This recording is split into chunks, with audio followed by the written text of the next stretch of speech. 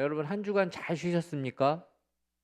저도 잘 쉬었습니다. 이렇게 긴 연휴는 이제 3년은 지나야 온다고 합니다.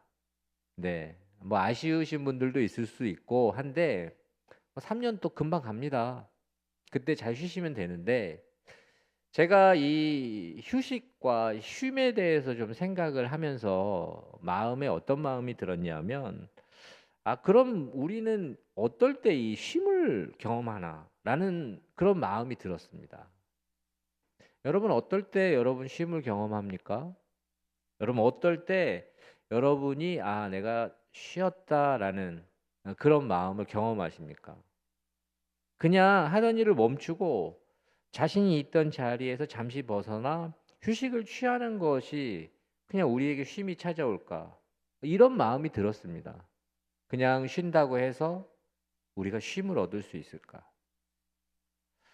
그러고 보니 여러분 한 주간 잘 쉬었지만 몸은 쉬어도 이게 쉬는 것 같지 않을 때가 참 많습니다. 그리고 휴가를 떠나고 여행을 떠나도 잘 쉬었다라고 생각하기보다는 뭐 오히려 피곤하네라고 생각이 들 때도 있습니다. 저는 그런 마음으로 제가 생각해 봤던 게 무엇이냐면 여러분들이 각자가 원하는 어떤 쉼의 그림이 있지 않습니까? 뭐 다 다를 수 있지만 그냥 저는 항상 이렇게 이미지를 좀 그려보라고 이야기하는데 여러분이 이렇게 아주 좋은 자연, 바다를 좋아하시는 분은 바다, 산을 좋아하시는 분은 산. 근데 아주 편안한 의자, 뭐 선베드, 뭐 마음껏 상상하십시오. 거기에 누워 계십니다. 그리고 누군가가 음료수를 가져다 줬고 음료수를 마십니다. 여러분 편안해 보이지 않습니까? 굉장히 편안한 겁니다. 그럼 한번 생각해 보십시오. 제가 일부 때도 말씀드렸지만 저희 성도들은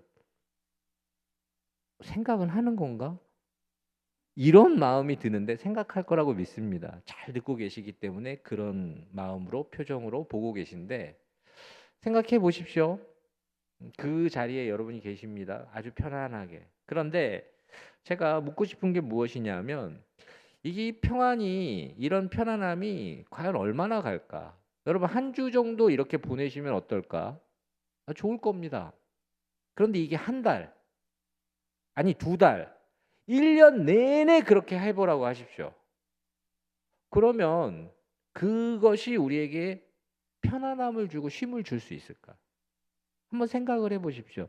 저는 그렇지 않을 거라고 생각합니다.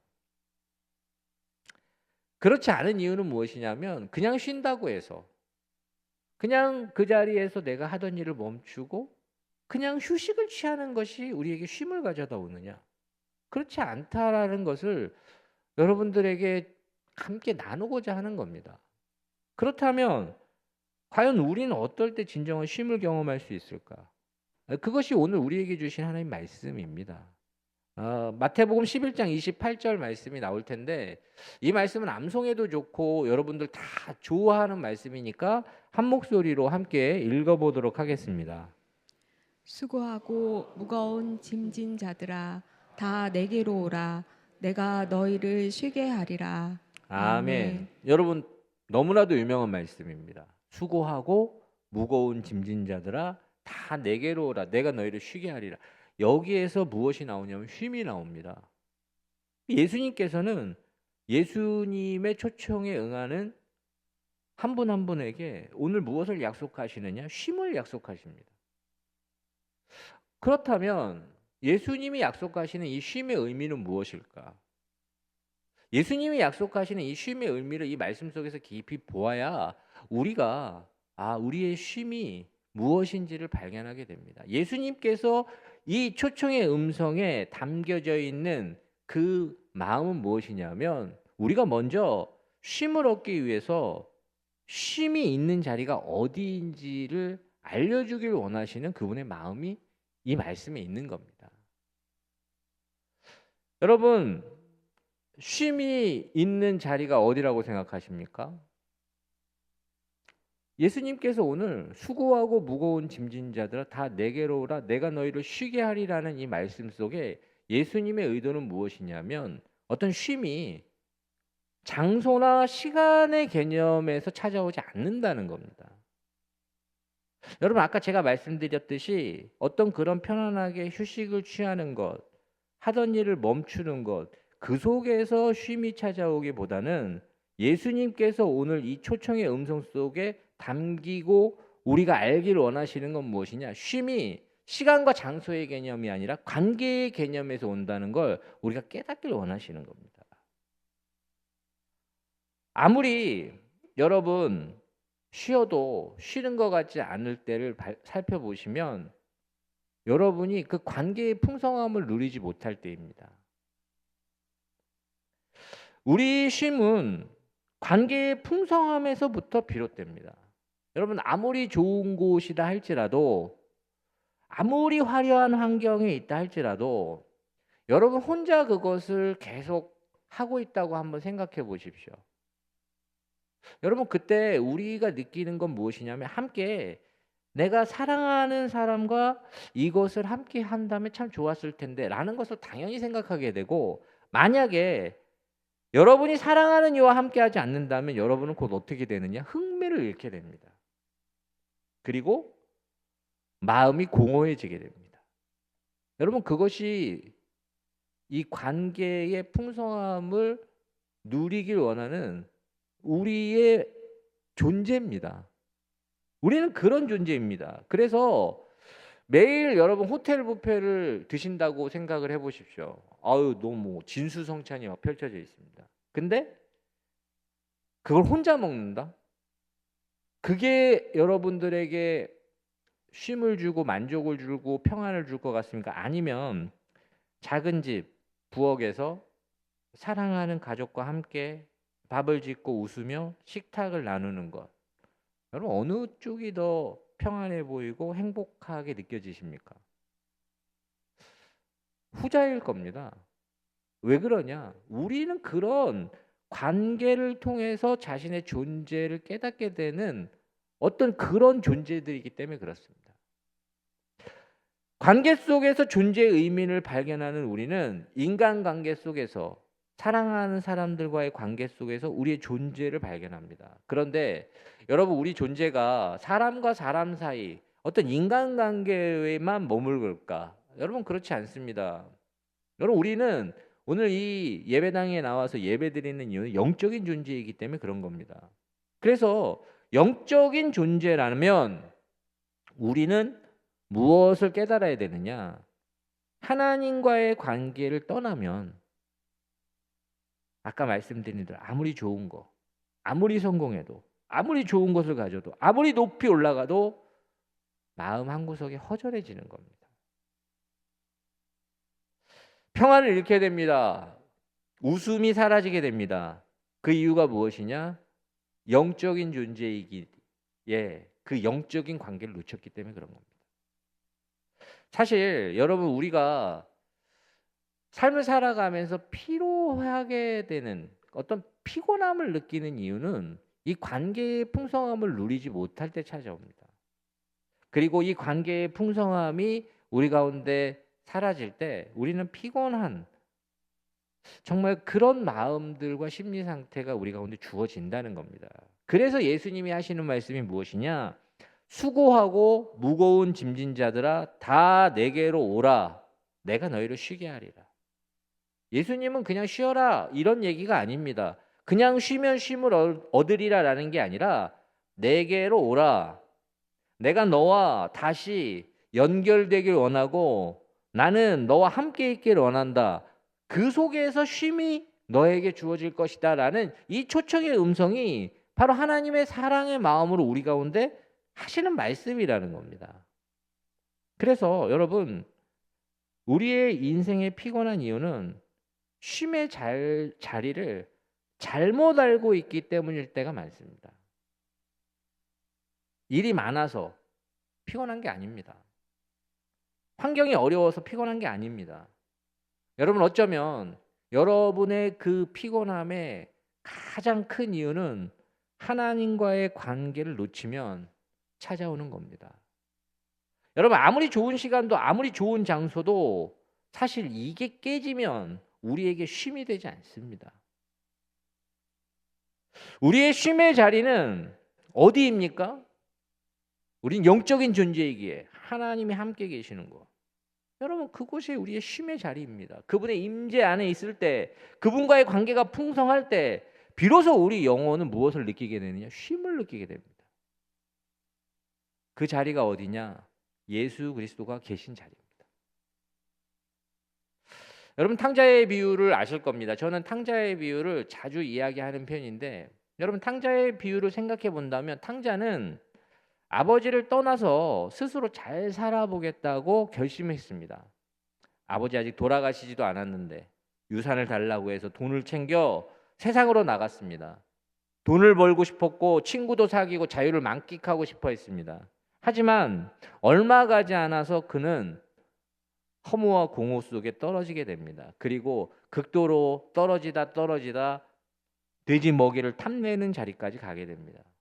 여러분, 예수님이 이 비유를 하신 이유가 무엇일까? 왜 그럴까?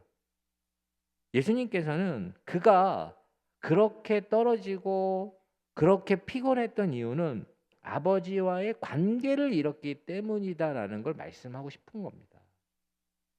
저는 사실 이 탕자의 비유에서 여러분들 탕자의 실패를, 만약에 탕자가 외국에 나가서 돈을 많이 벌었습니다. 성공했습니다. 그럼 어떻게 됐을까? 괜찮았을까? 여러분, 이 이야기는 그게 아닙니다. 그는 그렇게 했을지라도 그는 공허하고 그는 허무에 빠졌을 거라는 겁니다. 여러분, 이 이야기의 핵심은 무엇이냐면 관계를 잃으면 평안을 잃게 되고 관계를 떠나면 쉼이 사라진다는 걸 예수님 말씀해 주시는 겁니다. 그가 진짜 쉼을 얻기 위해서 무엇을 해야 합니까? 그의 쉼은 언제 찾아옵니까? 다른 게 아닙니다. 돌아가기로 결심했을 때. 내가 아버지께로 돌아가리라, 그 결심이 그에게 쉼을 줍니다. 결심하는 순간 그의 인생이 달라지는 것이고 그에게 평화와 평강이 나타납니다. 그의 걸음이 아버지를 향할 때 그의 마음이 쉼이 찾아오고, 그가 돌아왔을 때 아버지가 그를 어떻게 합니까? 저 멀리서 거짓골을 하고 돌아오는 그 아들 끌어안고 책망하지 않으며 새 옷을 입히고 가락지를 끼우고 잔치를 엽니다. 그럼 그것이 아버지의 마음입니다. 돌아오는 자를 기다리고 그 품에 다시 쉬게 하는 것이 바로 하나님의 마음이고 예수 그리스도께서 우리를 다시 부르시는 이유입니다. 저는 그렇기에 참된 쉼을 얻기 위해서 우리가 해야 할 일이 무엇일까? 많을 것 같지 않습니까? 그렇지 않습니다. 많지 않습니다. 단 하나, 우리가 영적인 존재임을 깨닫고 우리가 하나님께로 돌아가는 것.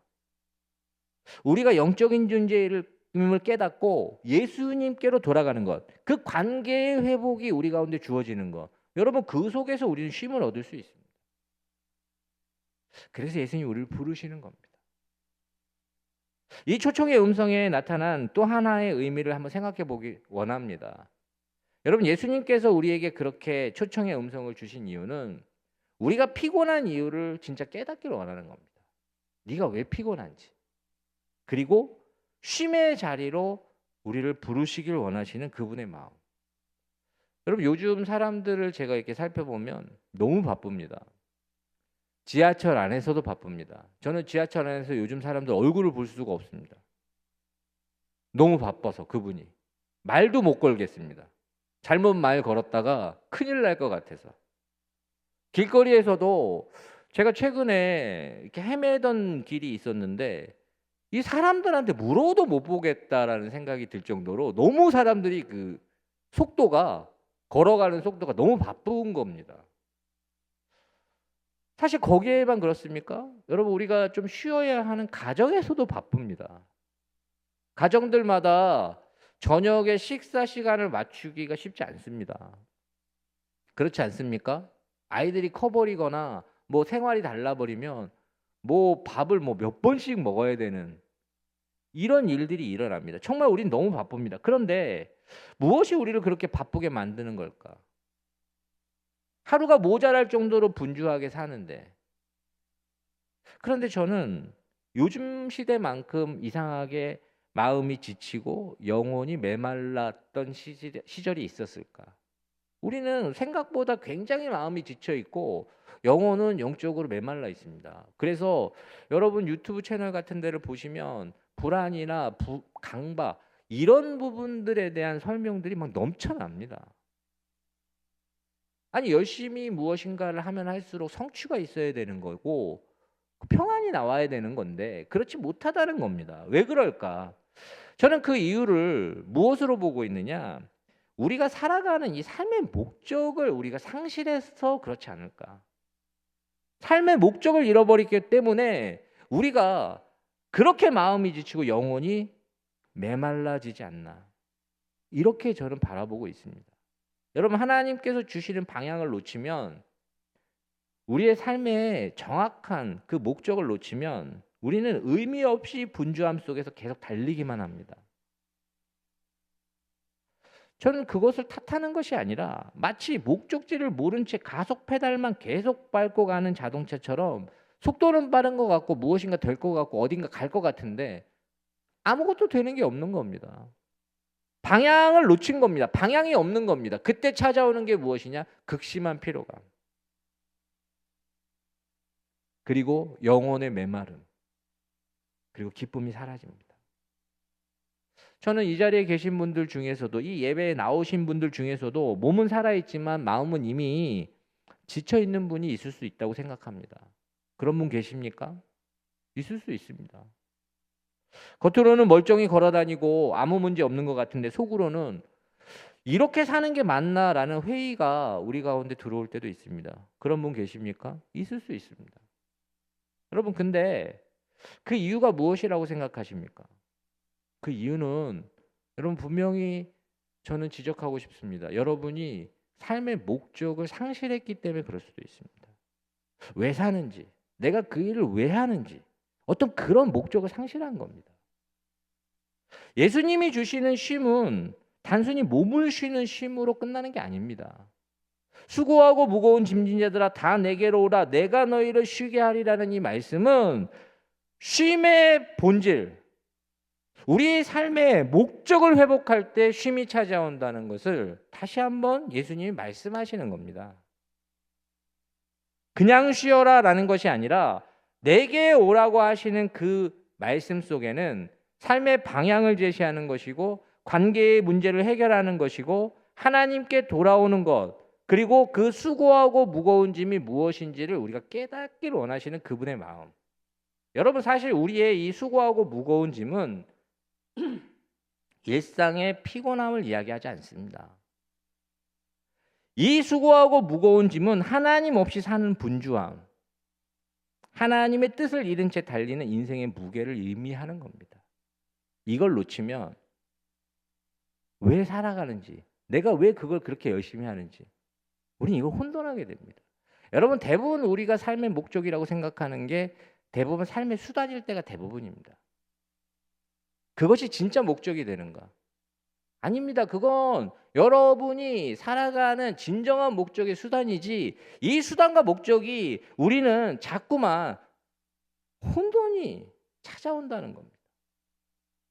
그래서 우리는 이 세상의 기준에 맞추어서 그 수단과 목적이 상실된 채 자꾸만 더 많이 벌어야 하고 더 인정받아야 하고 더 성공해야 한다는 압박이 우리를 짓눌러 버립니다. 그때 예수님께서 하시는 말씀이 이것입니다. 마태복음 11장 29절 30절 말씀. 여러분 이 말씀은 우리 한 목소리로 읽어보도록 하겠습니다. 나는 마음이 온유하고 겸손하니 나의 명예를 메고 내게 배우라. 그리하면 너의 마음이 쉼을 얻으리니 이는 내 멍에는 쉽고 내 짐은 가벼움이라 하시니라. 아멘. 아멘. 여러분 예수님 말씀하시는 건 무엇이냐? 나의 멍에를 메고 내게 배우라. 그러면 너희 마음에 쉼을 얻을 것이다. 여러분 그런데 이 말씀 속에서 항상 저는 무엇을 생각하냐? 아니 멍에를 메는데 마치 짐을 지는 것 같은데 어떻게 우리에게 쉼을 주시겠다고 말씀하시는 건가? 어떻게 이것이 평안으로 연결되는가? 라는 질문을 하게 됩니다. 그럴 때 저는 여러분들에게 항상 이 부분을 여러 번 설교한 적이 있었는데 여러분이 이 멍에에 대한 이미지를 바꿔야 됩니다. 이 말씀이 들어오려면. 사실 우리는 멍에라고 생각하면 무엇을 생각하냐면 우리나라 달구지 생각합니다. 그 달구지에 엄청난 짐을 싣고 홀로 그 길을 가고 있는 작은 소. 근데 주인이 뒤에서 때립니다. 빨리 가라고. 여러분 이런 것을 멍에라고 생각하는데 예수님 말씀하신 멍에는 무엇이냐? 예수님이 말씀하신 멍에는 혼자 그 홀로 무거운 짐을 끌고 가는 멍에가 아니라 두 마리의 소가 함께 멍에를 끄는 쌍멍에라는 겁니다. 항상. 그래서 그 당시에 그 멍에는 정말 힘이 좋고 경험이 많고 일을 잘하는 소와 아직 연약하고 빈약하지만 그 일을 배워야 되는 그 두 마리가 함께 그 수레를 끄는 쌍멍에를 나타냈던 겁니다. 그러니까 무엇입니까? 그 연약하고 빈약한 소가 아무리 빈약해도 힘 좋고 잘하는 경험이 많은 그 소가 그 멍에를 이끄는 겁니다. 예수님 말씀하신 그 멍에는 우리가 혼자 그것을 매는 것이 아니라 예수님과 함께 멍에를 매는 것. 그분이 우리의 짐을 짊어져 주시는 것. 그것이 바로 예수님이 말씀하신 멍에입니다. 그 속에서 우리에게 쉼을 주시겠다는 겁니다. 그 이유가 무엇입니까? 예수님이 멍에를 매면 이제 무거운 짐에서 우리가 그분이 함께 매시는 그 멍에를 우리가 함께 메고 나아갈 수 있기 때문에 그런 겁니다. 몇 주 전에 저희가 살펴보았던 모세의 삶을 한번 생각해 보십시오. 여러분 우리도 이 모세의 삶을 생각할 때 저는 모세가 이야기했던 부분들이 참 이해가 됩니다. 그가 처음 부르심을 받았을 때 그는 어떻게 하느냐? 하나님께서 그를 부르셨는데 하나님 저를 못합니다. 하나님 저는 말도 못하고 능력도 없고 이제 와서 이렇게 이야기하시는 게 이해가 되지 않습니다. 보낼 만한 사람을 보내십시오. 이렇게 이야기합니다. 근데 모세가 그렇게 이야기했던 이유가 무엇일까? 사실 여러분이라면 어떻게 하셨겠습니까? 하나님 그렇게 이야기하시고 부르시면 아멘, 할렐루야 이렇게 하겠습니까? 아닙니다. 대부분 우리도 모세와 같이 반응할 때가 많습니다. 그럼 왜 그렇게 하느냐? 모세가 그렇게 했던 이유는 모세가 그것을 짊어지려고 했기 때문에 못하겠다고 한 겁니다. 혼자 내가 감당하지 못할 것 같으니까 안 되겠다고 한 겁니다. 보낼 만한 사람 보내라고 말씀하는 겁니다. 우리는 어떻습니까? 마찬가지 아닙니까? 왜 못하겠다고 하고 왜 안 된다고 하고 왜 보낼 만한 사람을 보내라고 우리도 얘기합니까? 우리가 혼자 그걸 감당하려고 하니까 그런 겁니다. 여러분 모세는 혼자 간 것이 아닙니다. 하나님은 모세에게 너 혼자 하라고 하신 적이 없습니다. 내가 너와 함께 할 것이다 라고 말씀하십니다. 여러분 그 사실을 모세가 모르는 겁니다. 깊이 그것을 자신의 것으로 말씀으로 자기가 받지 못한 겁니다. 그래서 자신의 힘으로 백성을 구하려고 하니까 자신의 힘으로 출애굽하려고 하니까 말도 안 되는 소리다. 그러나 그는 하나님을 만난 이후에 홍해 앞에 서며 광야 길을 걸으며 깨닫게 됩니다. 아, 이 일이 내가 하는 게 아니구나. 하나님이 하시는 거구나. 나 혼자 이 멍에를 매는 게 아니구나. 하나님이 함께 매시는구나. 함께 가시는구나. 여러분 우리에게 있어서 저에게 있어서 중요한 게 이 깨달음입니다. 믿음을 가지고 신앙생활하면서 우리가 이 깨달음을 깨닫지 못하면 여러분 못한다고 합니다. 할 수 없다고 얘기할 수밖에 없습니다. 그 속에는 아무리 열심히 해도 피곤합니다. 그때 우리의 삶에는 여전히 책임이 있고 여전히 일이 있어도 하나님과 함께 그걸 감당하는 겁니다. 모세의 삶에도 여전히 책임이 있고 백성의 원망도 있고 광야의 어려움도 있었습니다. 그러나 모세가 그걸 깨닫게 되자 그는 피곤함 대신 평안에 이르게 됩니다. 무거운 짐 대신 하나님의 영광이 그의 삶 가운데 나타납니다. 그래서 그가 출애굽기 34장 29절에는 시내산에서 내려올 때 어떻게 됐느냐? 그 얼굴에 피부에 광채가 났다. 하나님이 그와 함께 하시기에 그 무거운 짐이 사라지는 겁니다. 하나님께서 함께 멍에를 매셨기 때문에 그의 삶이 달라지는 겁니다. 여러분, 우리도 마찬가지입니다. 혼자 감당하려고 하면 반드시 피곤합니다. 피로가 몰려옵니다. 그러나 예수님이 함께 매시면 어떻게 되느냐? 그것이 은혜가 됩니다. 저는 한 권사님의 그 이야기가 이 말씀을 준비하다가 생각났습니다.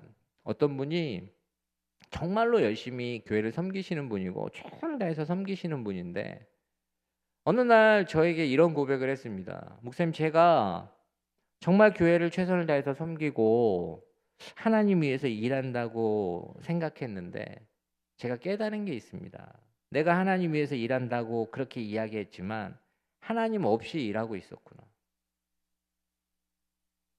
그분이 그날 이후에 그런 깨달음 이후에 새벽마다 잠시라도 말씀을 묵상하고 정말 봉사보다 예배를 세우기 위해 노력하며 이렇게 기도하기 시작했다고 합니다. 주님, 오늘도 제게 찾아오셔서 저와 함께 멍에를 매주십시오.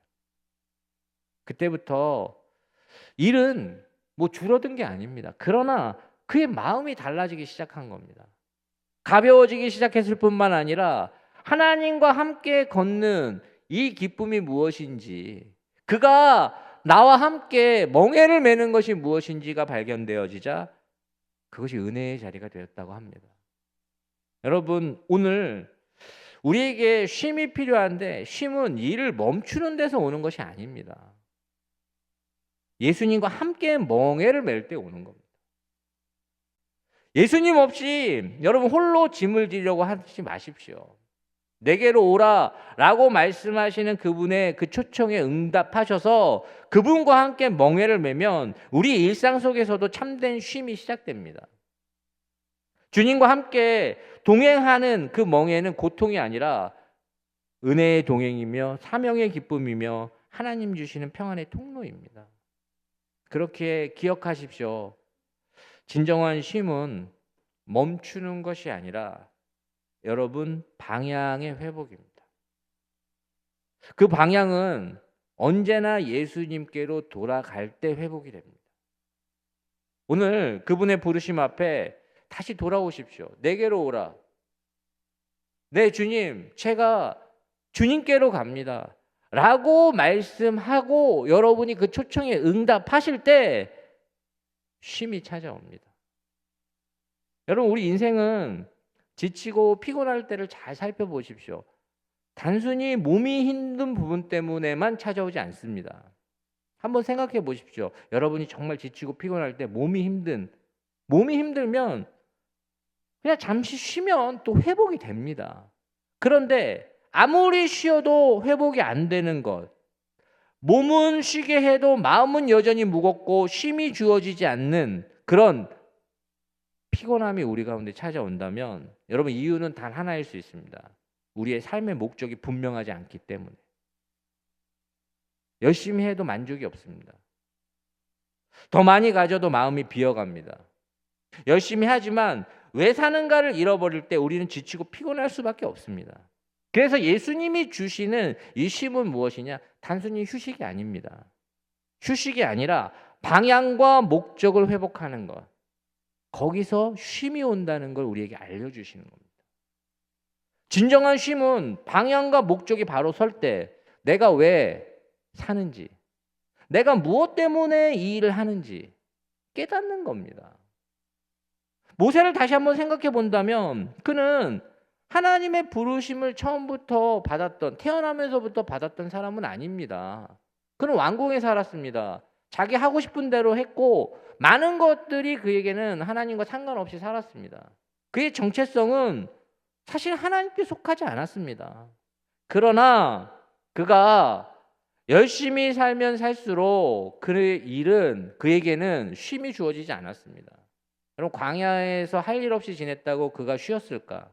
저는 그가 광야에 있었다 할지라도 쉼이 없었을 거라고 생각합니다. 이유는 무엇이냐? 그에게 삶의 목적이 분명하지 않기 때문에 그런 겁니다. 그는 하나님을 만나고서 그 불꽃 같은 그 떨기나무 앞에서 그 하나님의 부르심을 경험하고 나서부터 인생의 목적을 깨닫게 됩니다. 그 순간부터 모세에게 무엇이 찾아오느냐? 쉼이 찾아옵니다. 하나님께서 말씀하시는 건 무엇이냐? 이제 내가 너를 바로에게 보내어 하나님이 하나님에게 드러내길 원한다라는 그 목적이 그에게 들어오자 그에게 쉼이 찾아오는 겁니다. 모세의 인생의 방향이 바뀌어버린 겁니다. 여러분, 쉼은 하나님이 주신 사명 안에서 회복이 됩니다. 여러분의 방향이 달라지면 여러분에게도 쉼이 찾아오는 겁니다. 사실 피곤한 이유가 왜 그걸 해야 되는지, 왜 우리가 이 자리에 있는지, 내가 왜 그렇게 열심히 해야 되는지 모르면 여러분 피곤해집니다. 아무리 쉬어도 그것이 우리에게 쉼을 주지 못합니다. 방향을 바꾸십시오. 예수님께로 돌아가셔서 하나님께서 우리에게 주신 그 삶의 목적을 회복하십시오. 그러면 여러분들에게 삶의 질이 달라집니다. 예수님 우리에게 부르시는 그 부르심, 내 멍에를 메고 내게 배우라라는 그 부르심은 우리에게 목적을 분명히 가르치시는 것이고 방향을 회복시키시는 겁니다. 내가 짊어져야 했던 인생의 무게, 혼자 지는 것이 아니라 함께 가는 여정임을 발견하고, 모세가 하나님과 동행하며 광야를 걸었듯 우리도 주님과 함께 동행하며 광야를 걷는 이 삶을 살아가도 여러분 피곤이 줄어들고 삶에 활력이 생깁니다. 그리고 생업의 자리, 가정의 자리, 사역의 자리에서 내가 지금 무엇을 위해 사는가? 난 진짜 이 일을 하려고 하는 목적이 무엇일까라고 여러분들에게 질문할 때 하나님 자녀로서 하나님의 이름을 드러내며 그분의 영광을 나타내기를 원한다라는 분명한 목적이 있으면 여러분, 저는 확신합니다. 여러분에게 쉼이 찾아옵니다. 여러분, 이 교회를 생각할 때 무엇인가 이루려고 하고 무엇인가 만들려고 하기보다 분명한 목적, 하나님께서 이 자리에서 하나님 자녀로서 하나님의 이름이 드러나고 그분의 영광이 드러난다면 이것이 우리의 목적이 제게 주어질 때 제 마음에 평강이 옵니다. 하나님이 하실 거니까, 하나님이 이루실 거니까, 하나님이 드러나실 거니까. 여러분, 그 속에서 우리는 무엇을 깨달아야 되느냐? 이 쉼의 자리가 어디인지를 분명히 깨닫고 삶의 목적을 깨달았다면 우리는 삶 속에서 끊임없이 무엇을 해야 되느냐? 우리의 마음을 돌려야 됩니다. 하나님께 돌아갈 때 우리는 우리에게 그것이 찾아온다는 것을 우리가 확신해야 됩니다. 그래서 여러분, 이 돌아가는 건 한 번의 결단이 아닙니다. 매일의 습관이고 삶의 태도입니다. 아침에 시작할 때 그냥 내가 오늘 또 나가야 되네 이렇게 생각하고 일어나기보다는 여러분, 아침에 일어날 때 하나님, 오늘도 내가 아침을 시작합니다. 하나님께서 저와 함께 해 주시옵소서. 나와 함께 멍에를 매 주시옵소서. 그렇게 하루를 시작하면 여러분 방향이 분명하기 때문에 여러분 하루가 다릅니다. 여러분의 삶 가운데 뭐 이유 없이 분주할 때가 참 많습니다. 계속 무엇인가를 해야겠다라는 어떤 생각, 이 일을 해야 되겠다는 생각, 그 불안함들. 그때 잠시 멈추시고 고백하십시오. 하나님, 제가 제 마음이 분주함으로 하나님께 멀어진 것 같습니다. 다시 하나님께로 돌립니다. 여러분, 그때 하나님께서 우리에게 함께 멍에를 매 주심으로 찾아오게 하시는 평강. 여러분, 그러면 그 분주함에서 우리 멈출 수 있습니다. 감정 속에서도 우리는 끊임없이 분노할 수도 있고 상처받을 수도 있고 외로울 수도 있습니다. 그때 그 감정에 그냥 머무르지 마십시오. 돌아가는 겁니다. 하나님, 제가 분노가 찾아옵니다. 제게 외로움이 찾아옵니다. 이 마음을 받아주시옵소서. 함께 하여 주시옵소서. 홀로 두지 마시고 함께 하시옵소서라는 그 말씀과 그 기도와 간구 속에 우리에게 위로와 안식이 찾아옵니다. 여러분, 그렇기에 하나님께로 돌아오는 길은 예배의 길입니다. 예배는 단순히 주일날 교회에 나오는 행위가 아닙니다. 다시 하나님께 마음을 열고 그분 말씀 앞에 서서 마음을 돌이키는 행위입니다. 예배가 회복될 때 저는 확신하는 게 무엇이냐? 여러분, 하나님과의 관계가 회복됩니다. 하나님과의 관계가 회복되면 어떻게 할 수 있습니까? 예배가 회복되는 자에게 반드시 찾아옵니다. 그 관계 속에서 참된 쉼이 시작됩니다. 그 속에서 우리는 하나님 자녀로서의 정체성을 회복합니다. 저는 탕자가 집으로 돌아올 때 그에게 회복된 것이 무엇이냐? 관계의 회복입니다. 그 속에서 아버지는 그와 함께 잔치합니다. 내 아들이 죽었다가 살아났으며 잃었다가 도로 찾았다. 여러분, 이것이 우리가 드리는 예배의 자리고 하나님이 우리와 함께 받으시는 예배의 자리입니다. 예배로 돌아오면 잃어버린 방향 목적, 하나님이 예배 가운데 말씀하시는 겁니다.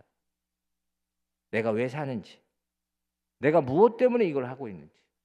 여러분, 그때 우리에게 쉼이 찾아오는 겁니다. 여러분이 있는 자리에서 이 초청의 음성에 응답하셔서 예수님께 마음을 돌리십시오. 여러분, 예배 가운데 하나님과 깊은 관계의 풍성함을 누리십시오. 그래야 여러분의 그 삶에 활력이 생기고 여러분의 삶에 쉼이 찾아옵니다. 여러분, 우리의 쉼의 자리는 어디입니까? 하나님과 함께하는 자리. 여러분, 그걸 잊지 마시고 그 자리에서 분명한 목적과 방향이 정확한 한 분 한 분의 삶이 되시길 주의 이름으로 축원합니다. 기도하겠습니다. 하나님, 오늘 이 시간 우리가 하나님께로 돌아갑니다.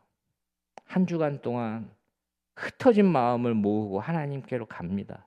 주님, 이 시간 수고하고 무거운 짐진 자들아 다 내게로 오라. 내가 너희를 쉬게 하리라는 그 쉼의 음성이, 그 쉼의 음성과 능력이 우리 가운데 나타나게 하여 주시옵소서. 이 자리에 참된 평강이 임할 수 있길 소원합니다. 성령 하나님 오셔서 각자에게 비추는 빛으로 말씀하시고 오늘 분명한 목적과 하나님 자녀라는 정체성을 회복하게 하여 주시옵소서. 예수님의 이름으로 간절히 기도드리옵나이다. 아멘.